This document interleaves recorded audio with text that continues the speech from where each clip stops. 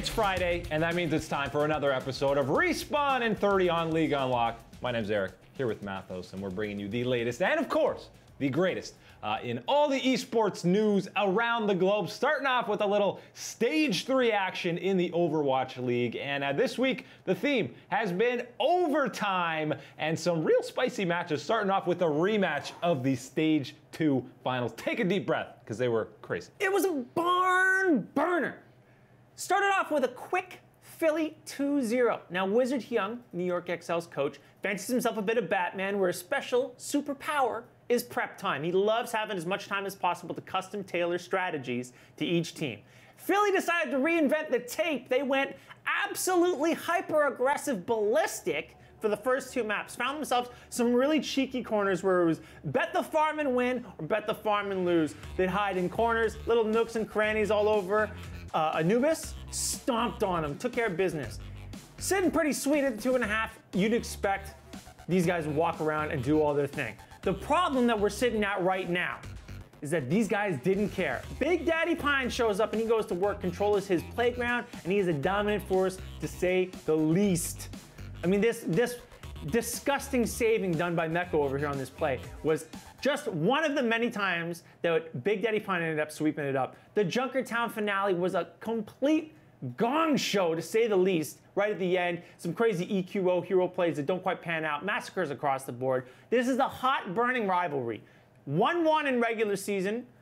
Then you got the stage finals. I don't know what to tell you, man. These guys are hot to try, and it's always exciting to see them play.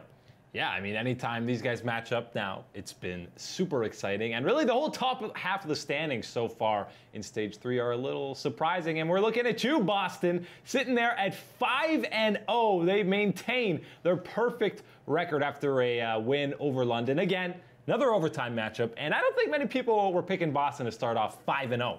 Not really. And quite frankly, ever since Gamsu got back, they haven't been able to be stopped. These guys are going crazy. And you'd think with the hiccups, with having to replace Dreamcasper with mistakes, trials and tribulations, they haven't lost a step. Although, these guys really need to stop fooling around with the formula. Mistakes is the single best Sombra in the entire league. And every time they run mistakes, they stomp. And anytime they're like, well, you know, mistakes on something else like a Genji, things get a little messy. This right here is London's best showing, despite them getting dunked on.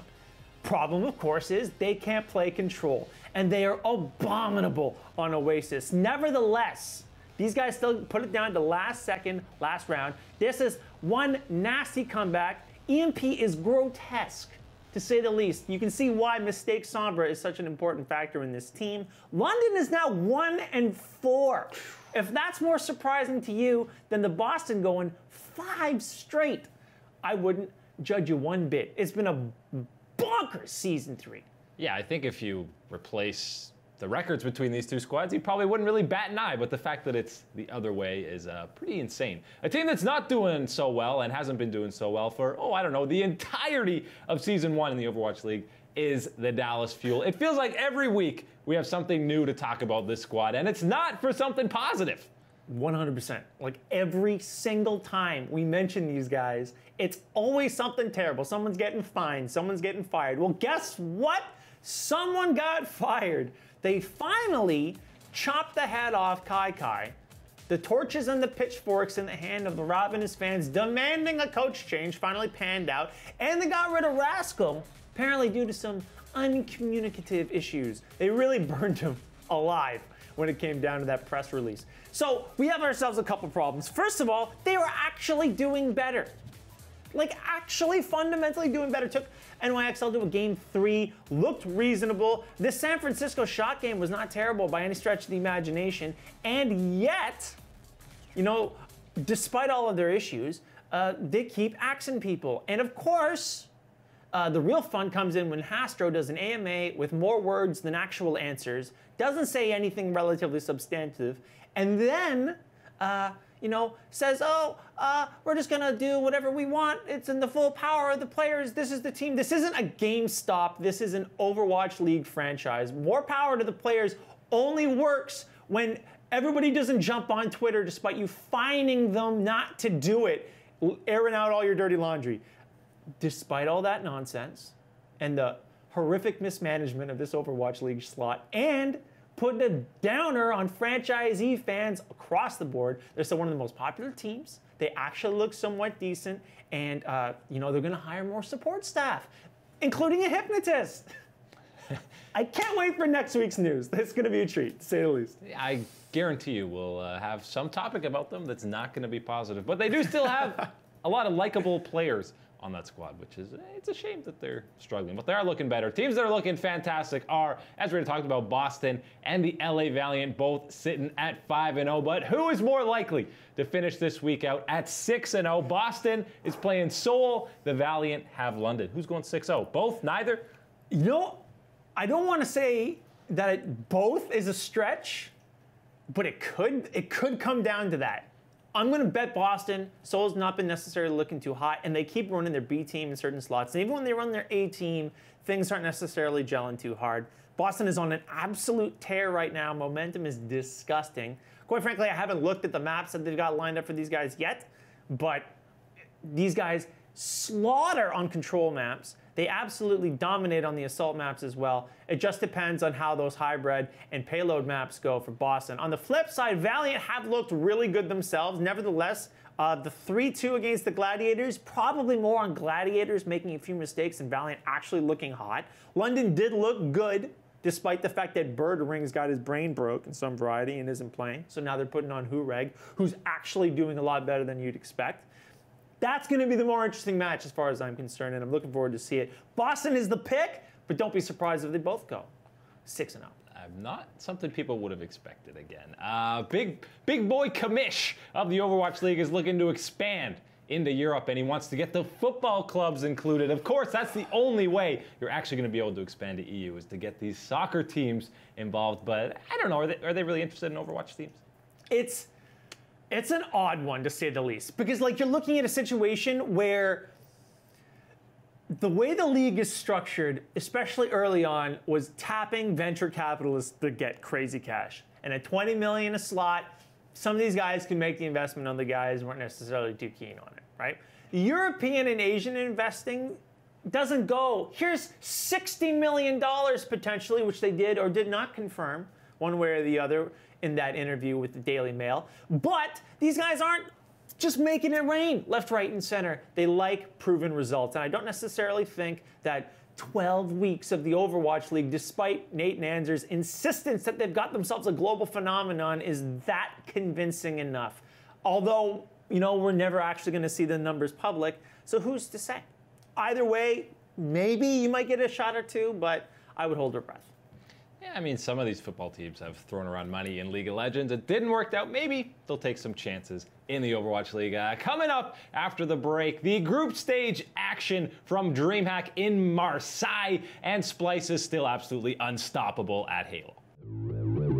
What's up, everybody? Welcome back to Respawn in 30 on League Unlocked. Eric and Mathos here, celebrating another lovely Friday in April, and time for a little CSGO action. We got Dreamhack Masters from Marseille.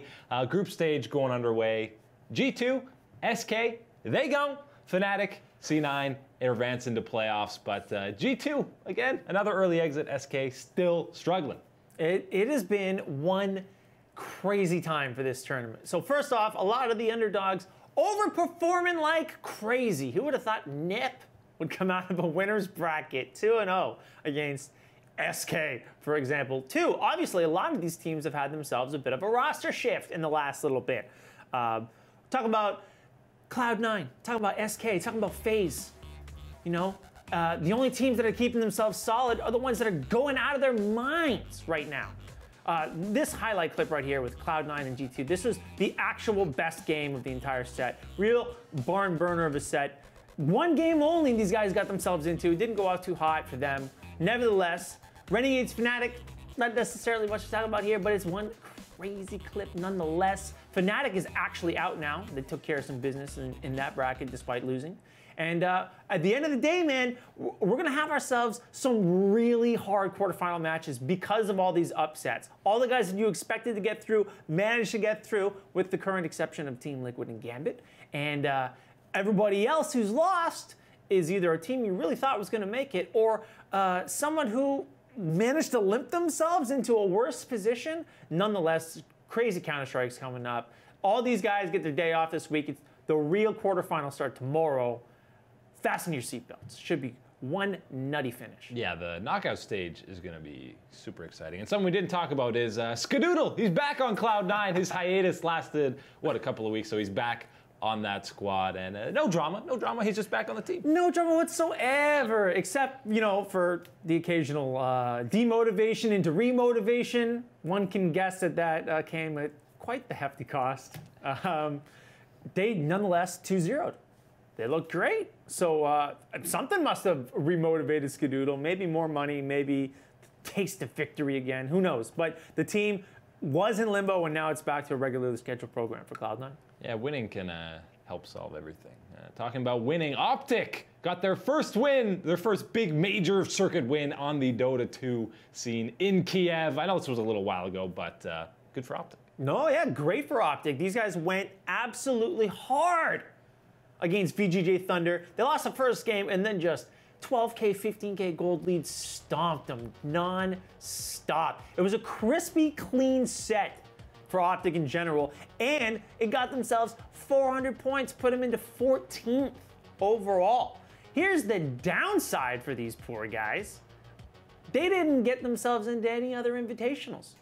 And they've only got themselves, a handful of tournaments left. No invitationals, flubbed up some qualifiers, and the super major nonsense is where we're going next.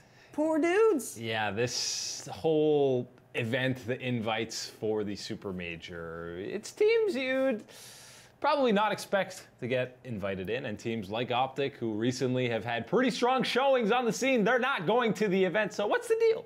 Basically, the Super Major is one of those tournaments where everybody gets themselves a squid load more DCP points and cash money. It's the last major tournament. And of course, you want to get invited to that, or at least try to qualify into that bad boy so you can get yourself a lock for the international coming up. Unfortunately, these guys took the time to set up their invitations based on the results of previous Dota Asian Championship runs. Thus, when, Optic was garbage. And now we got ourselves Na'Vi sitting here in a tournament that they probably don't belong in whatsoever. LGD China, third in that tournament, didn't even get themselves a nod. And now they're sponsored by Paris Saint-Germain.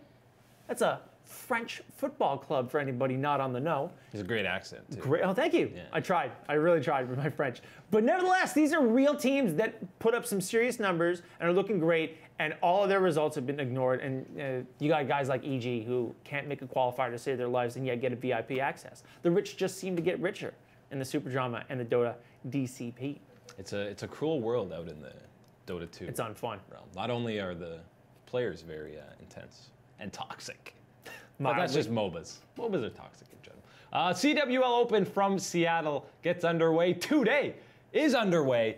There's about 1,000 teams taking part in this tournament. Obviously, there's the 16 main teams that are in this event, but there's a lot of invited and qualifying teams, so that's why day one has literally about 100 matches going on. Yeah, oh, guaranteed. There's something like 120 teams they handed out a bunch of passes for. All the top bad boys get to sit and chill till Saturday.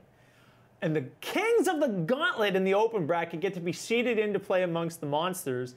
And they're all playing for a fat stack of 200,000.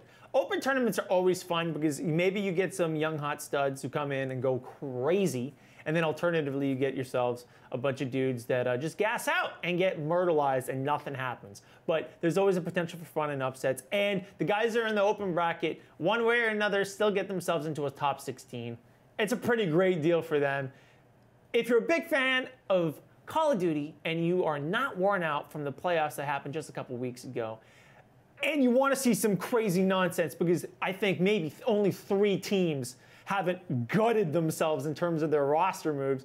All the top 5 guys, the only dudes who haven't touched themselves is Luminosity. That bracket stays intact, and they're the defending champs. So, watch the Gong Show, because if you thought the Counter-Strike shuffle was a little bit ridiculous, you ain't seen nothing yet.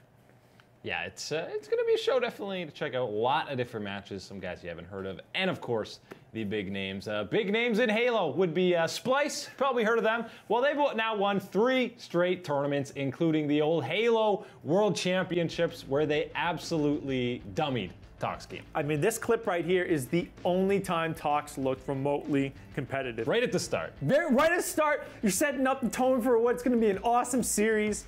Winners final goes down to a miserable 4 straight.